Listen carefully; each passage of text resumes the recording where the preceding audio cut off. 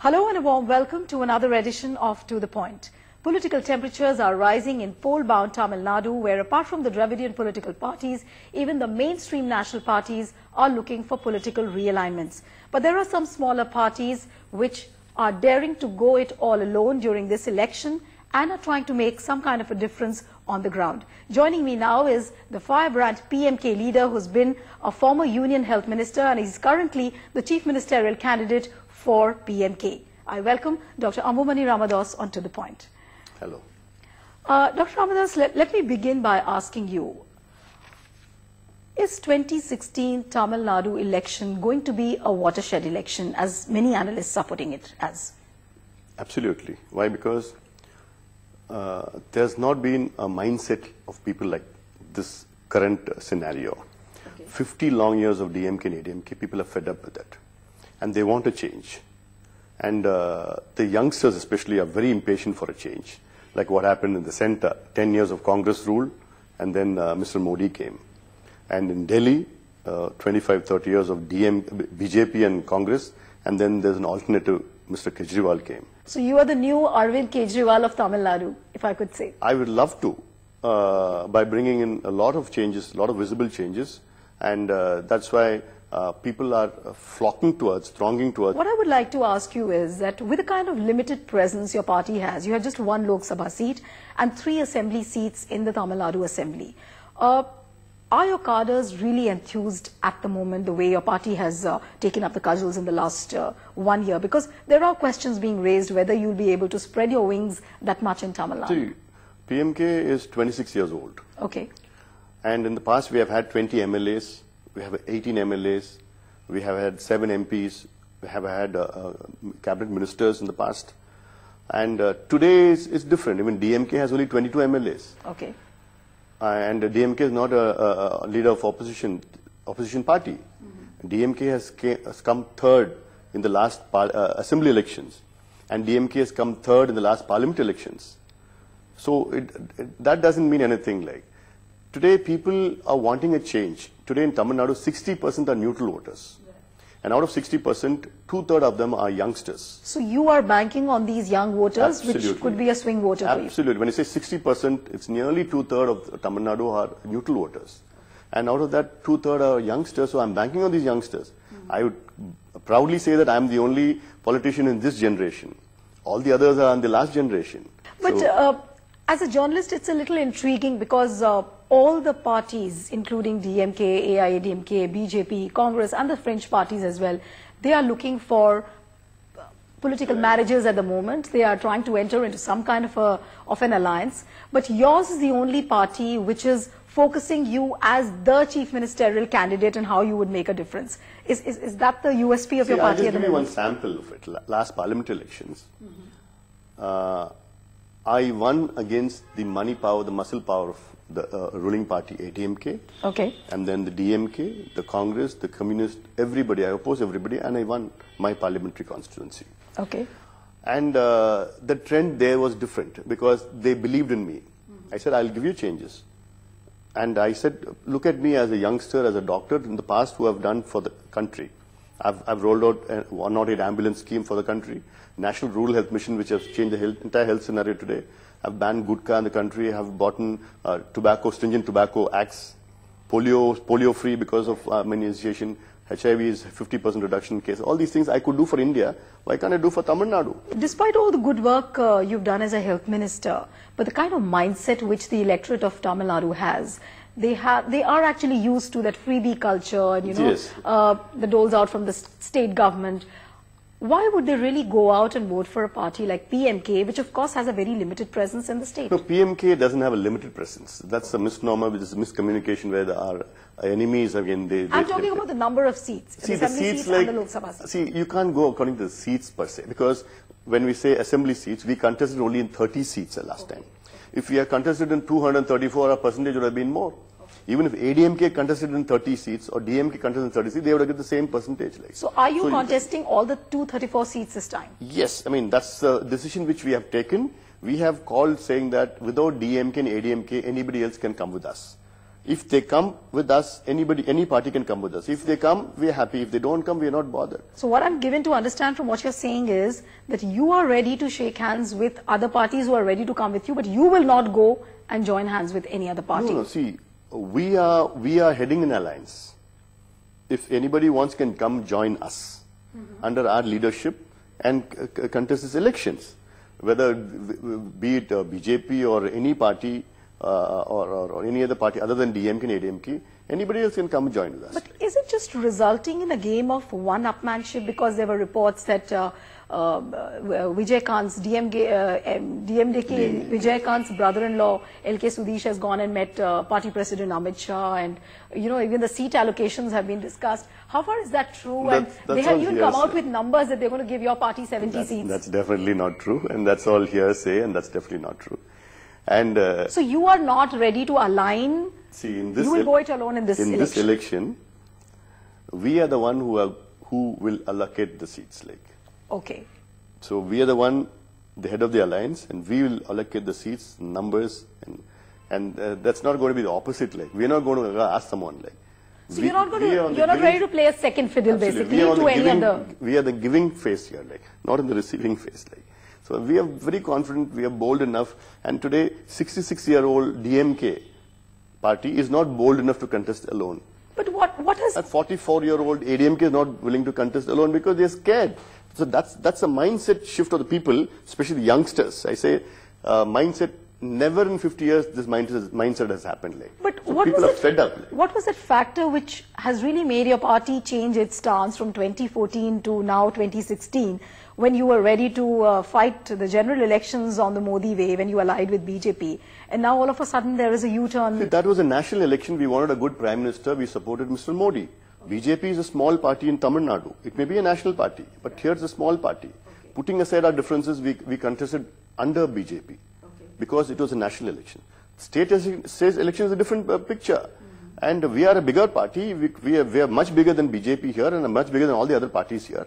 When the Lok Sabha elections were declared, there were two seats which NDA won from here. One was your Dharmapuri seat, and the other was a Harbour seat, which was run by Pon Radhakrishnan. Radhakrishnan got a cabinet berth, but you were denied a cabinet berth. Is this a result of your probably a frustration that you didn't get a cabinet berth? No, absolutely. We didn't ask for anything, and I'm happy that I didn't get a cabinet. Oh, so you have no regrets about it? Absolutely. Why? Because my focus is in Tamil Nadu. Right. But as what you're saying, that the people are fed up of 50 rules of these Dravidian parties, why would a voter in Tamil Nadu vote for your party? Maybe just three big reasons that you can give us. One, PMK is a completely different party against these. PMK is the only party for the last 15 years who have been producing out draft budgets, shadow budget. Okay. And for the last 7 years, shadow agricultural budget. We said we're going to have a separate agricultural budget. Which means that you are going to have a separate budget for agriculture. In consultation with the farmers. Yes, absolutely. I've already done that. Consultation has gone. I have an agreement with the farmers. Okay. We have done a social contract. You've already done that. I have done a social contract with farmers, an agreement between me and the farming community saying that these are the things that I'll do within 2 years of my party, with my government. And otherwise, I will relinquish my post. Not only with farmers, with fishermen, with industrialists, with weavers, all these have a social contract. Okay.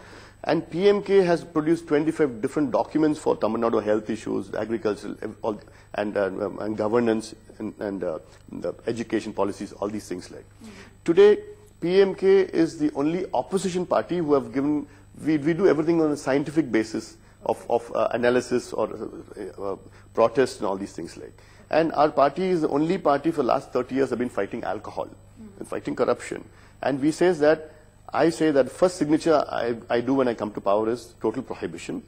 And I'll give you a clean governance, corruption-free governance. We'll bring in Lok Ayukta Act. We'll bring in Right to Public Services Act. We'll give e-governance and a transparent administration. And of course, I'm not going to give any freebies in hand, like the grinders or mixies or the goats or the fans or the television sets.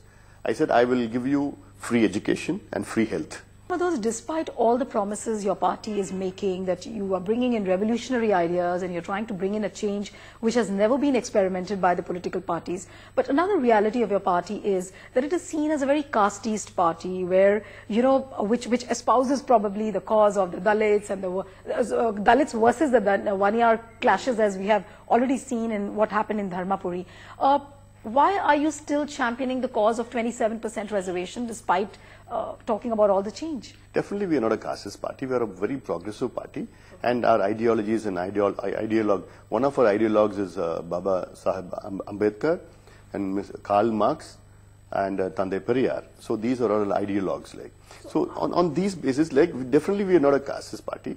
Why? Because there have been some issues, some isolated issues which they have tagged us along. Are you trying to replicate what we have seen in Bihar? Because it has been a very successful amalgamation of caste with development. Not exactly on that, but then we are on a completely different plank from these parties.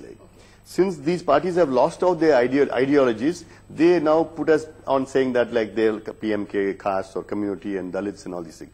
We are definitely not. PMK is the only party who has done maximum for the Dalits than any other party in Tamil Nadu. And when I was a minister, I had given reservation. I have brought in reservation for Dalits in the All India medical entrance exam, first, which has not happened for 30 years. And then the first minister we got, we had given to Dalit Aril Malay, who was a Dalit. But in your constituencies, it's still a political reality that Vaniyars and Dalits don't see eye to eye. That's definitely not to be. That's definitely not to be. Okay, Dr. Ramadoss, I'll have to take a break here. When we come back, we talk about a few more challenges of the Jayalalitha government and what has really gone wrong with the current state government. Back in a moment.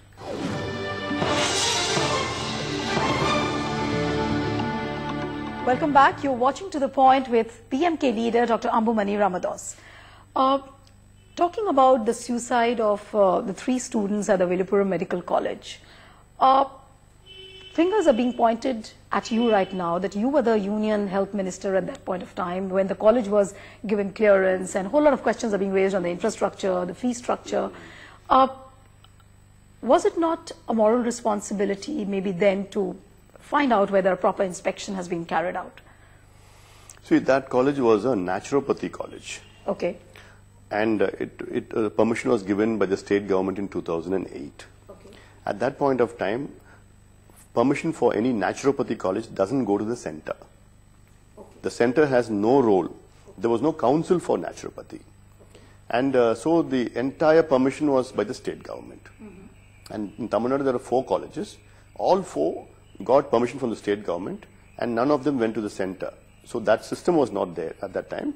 And at that time, so allegating, saying that I was the one responsible is completely false, because the permission is given entirely by the state government. At the time, DMK government has given permission and affiliated by the MGR Medical University. Okay. So these 2 permissions were enough to start a college in Tamil Nadu. So basically what you're saying is that the state government should have checked out on the inspection front. Absolutely. I had no role. The government of India has no role to play in naturopathy. But there's an ugly politics which is being played between PMK and DMK. Absolutely, it is not to be. And DMK was the one who had given permission in 2008. They should have inspected and found out whether there's any faults or not. And then the MGR University gave a provisional affiliation to that. Mm-hmm. And subsequently, each year they were giving certificates. Okay. Only in 2011, when they said that this college wanted to start a homeopathy college, then only central government came into play for the homeopathy. And then the courts went, and then we had the suicides of 3 innocent girls. Right. The suicide or murder, we need to find out. I want a CBI inquiry into this. Okay. So you demanded a CBI inquiry? Yes, I already demanded it. I said, CBI inquiry, let the CBI inquire and find out who gave permission, what sort of permission, what infrastructure, and how the children died. Taking you to a more serious issue on prohibition of liquor. A lot of people whom I met on the ground, they have said that the freebie culture which is there, obviously the entire revenue of the state government is coming from liquor. So they are taking money with one hand and then giving it out through freebies to the other people. So, of course, I mean, apart from the liquor debts, the freebie culture is seen as a very enabling measure for the poor people. How would you how would your government, if you come back to power, try and bring out this balance, between the 2? See, the first signature which I'm going to do when I come to power is to bring in prohibition. First day, first signature, prohibition. Problem of alcohol, Tamil Nadu is huge. Tamil Nadu has got the highest consumption of liquor. Right. Tamil Nadu has got the highest road traffic accidents. 70% is by alcohol. Tamil Nadu has got the highest young widows. Highest widows in Kerala. Young widows in Tamil Nadu. Tamil Nadu has got the highest suicide rates in the country. Tamil Nadu has got the highest crime, second highest crime against women, even though we have a woman chief minister. And all these attributed to alcohol. And today, when you say a government's revenue, 1/3 of the revenue is by alcohol, it's not a government. When you're enforcing alcohol, you're not selling alcohol. You're enforcing it, putting on the people. Why do you think Jayalalitha government is not ready to close down the TASMAC shops which are selling liquor, which are state-sponsored liquor which is there? I mean, see, it's a welfare government is supposed to, one who has to give out education, who has to give out free healthcare, water, housing, power, sanitation, health, cleanliness, all these. Leaving aside all these, the government's only duty is sell alcohol and get the revenue and then give unwanted freebies and then lure these voters to vote for them. This is what's been happening for the last 50 years. Like. The alcohol problem in Tamil Nadu has cut across all state of society. When 2 lakh people in Tamil Nadu die every year, directly and indirectly by alcohol. 2 lakh people. But this election, all the opposition parties have banded together on the issue of alcohol. This is our initiative, PMK's initiative, because the last 30 years we've been fighting for prohibition. My party, even my party, before my party was founded, my leader, Dr. Ramadoss, he was into prohibition. My party was founded 26 years back. The second note on parties, resolution of the party was total prohibition in Tamil Nadu. We have been going all out in the last 26 years from my party and protests and cases and everything. All these opposition parties are now trying to eat into your initiative and trying to champion But we're happy. We're happy that today, except ADMK, all the other parties want prohibition. So this is our first victory. And our final victory will be the signature which I'm going to do saying prohibition. So that is our final victory. And when when I go to the villages, when I meet women, they say, what do you want? I ask them, said, what do you want? They said, no, we don't want water, we don't want buses, we don't want healthcare, hospital, school, nothing. So close these liquor shops. We'll be very happy. And they say, that is the problem about liquor today. And 4-year-old kid drinking alcohol. 10-year, 12-year-old children drinking alcohol and going to school. 15-year-old girls drinking and doing binge drinking here. Like we have had numerous examples, and we have in WhatsApp coming up like these drunken girls, drunken students, and all these things. Like entire state is going to go for a toss. We're not going to have the next generation today. And when people dying in 25, 26 years old, the entire workforce, the young workforce is between 25 and 40. Talking about another serious allegation against the Jayalalitha government is the fact that it's neck deep into corruption. But we only find allegations of corruption. Why are there no proofs or no evidences of corruption coming up? What, according to you, is the biggest reason? According to me, the biggest reason is the media. Okay. When you point fingers at media, you mean what? See, the media today has to bring out the deficiencies of the government. Okay. And the media has failed miserably to bring out these things. The media knows well. The regional media you're talking about. The regional media, the state media, I'm telling the state media, because they know every day corruption, what is happening. We had an electricity minister who's been jailed for corruption. We had a minister in charge of milk who has been removed from the portfolio. And we had, so there's lots of corruption going on. We had to produce a list of the corruption to the governor. 200-page document we gave in 18 departments of corruption 1 year back. In February 18th, 2015, we have given it. We have given a reminder to the governor. We have filed a case against asking the governor to initiate a probe. Nothing happened. Governor is just another hand of the government. But is it true, according to what the expelled AIADMK MLA, Pagarapaya, he has said that legislators and the bureaucrats, they are working in nexus, and that's the reason. Absolutely. See, this ADMK government is the most corrupt government in the history of Tamil Nadu. We have a chief minister who doesn't go out of the house, who goes just once a week to the secretariat and doesn't meet the people, doesn't know what is happening in Tamil Nadu, and just takes advice by some retired free officers and one mafia in between. But despite all what you're pointing out, she is full of exuberance that she's going to win this. Absolutely not. I know the ground realities. Even I have been saying this before the floods. Before the floods, I have been saying that she's going to be washed out. Now floods have completely going to wash her out. After the floods, the people are completely angry, upset, annoyed. Some analysts whom I met, they said that Amma will definitely come back to power, maybe with not that kind of a majority as 2011. Absolutely not. You mind me, she will get in a single digit. Okay. Today I'm telling you, single digits ADMK will get. In 1996, ADMK won only 2 seats. Okay. People are more angry than 1996 today against the government. Because you don't have no administration, complete corruption, money for everything. And they think that they could buy votes by money, spending 5,000 a vote or 10,000 a vote.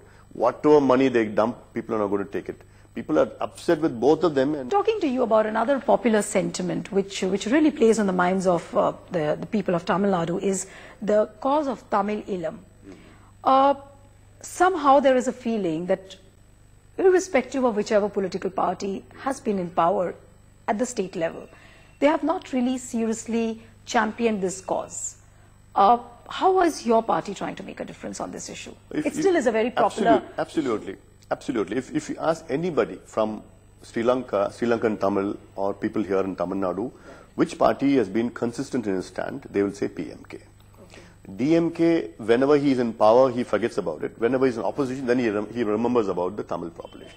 Jayalalitha, she is not bothered about it, like just for any...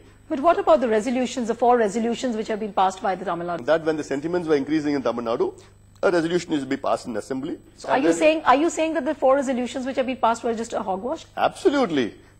See, the political tenure these parties take, the message they give is, if there's an issue coming out, they just pass a resolution and send the resolution to the central government. They won't persevere, they won't do anything more than that. Like. Once either they will write a letter to the center, or they will pass a resolution in the assembly and say, yes, this is resolved. Till today, Jayalalitha has not taken one single all-party meeting in issues pertaining to Tamil Nadu. Why? How are you addressing this Tamil Ilam issue? Because I believe you have gone to... I have gone to the United Nations. I have addressed personally my party. We want a referendum in Sri Lanka done. Is Jayalalitha's party also not talking about a plebiscite on this particular issue? I mean, she has to, because that is the sentiment of the people. So this is the same Jayalalitha who says that those leaders there should be put behind bars, arrested, put behind bars. She is not bothered about Elam or Sri Lankan Tamil issues and all. Everybody knows about it. Like. It's just only a talk, that's all. She doesn't do anything face value on that. Like. But the hard political reality of the way India is dealing with this issue is the fact that no matter your individual efforts, you might go and try at the UN level. But it's all about the regional hegemony of India, and because of which, no matter how much pressure you put on the center, this issue would just be like a shadow boxing. Yes, I mean, that's why we are the entire Tamil Nadu is upset with the center, whether it was the earlier Congress government or the BJP government on the Sri Lankan issue. Okay. And our fishermen have been killed, 800 fishermen have been killed from Tamil Nadu by the Sri Lankan authorities, and we are still keeping quiet. You've also talked about how to retrieve the Kachativu Island. The Kachativu was given away by Mrs. Indira Gandhi. Why? Because Mrs. Srimaro Bandara Naike should win, and she came pleading with her, and then she said, yes, take it. Like, I mean, I don't know, someone could give a property, India's property, just like that. And it is not passed in the parliament and all these things. Like. So these issues should be addressed. Like.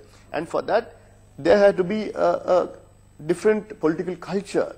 What is needed today is an all-party meeting on these issues. Like in Kerala, I said Kerala does an all-party meeting in any issue pertaining Kerala. Karnataka does the same. Andhra does the same.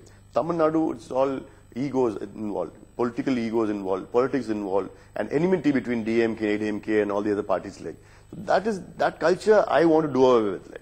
I want to do away with the ego culture, and I want to be like in Delhi where all parties are friendly. You're not going to be inaccessible like Jayalalitha when you become the chief minister. Absolutely not. I am going to call an all-party meeting every 2 months. Whether there's issues or not, I'll talk to all leaders. And this is, I have a set of administrative differences between these people. And people need not address me as Manbimigu, means like honorable, like. They can call me Anbumani or Dr. Anbumani, they could address me. I don't need all police standing on either side of the road for me to go. I want to be simple and accessible to people. So this is the new age politician for Tamil Nadu. I'm sure the people are going to judge you on what you are doing actually on the ground. It was a pleasure talking to you, Dr. Anbumani Ramadoss. We're really running out of time. But thanks so much for coming. Thank you very much. Pleasure is mine.